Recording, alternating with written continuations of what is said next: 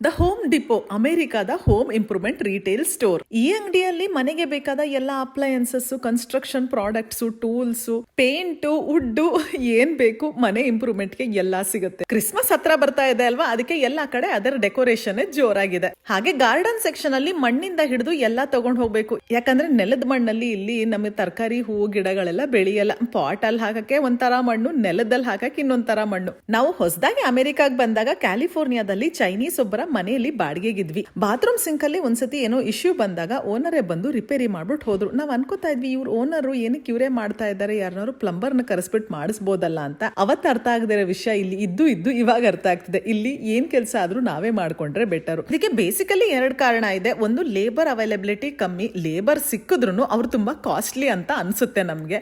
ಅದಕ್ಕೇನೆ ಅಯ್ಯೋ ಅವ್ರಿಗೆ ಅಷ್ಟೊಂದು ದುಡ್ಡು ಕೊಡಕ್ಕಿಂತ ನಾವೇ ಮಾಡ್ಕೊಂಡ್ಬಿಡ್ಬೋದಲ್ಲ ಅನ್ನೋ ತರ ಮೆಂಟಾಲಿಟಿ ಬಂದು ಸಾಕಷ್ಟು DIY ಪ್ರಾಜೆಕ್ಟ್ಸ್ ನಾವೇ ಮಾಡ್ಕೋತೀವಿ.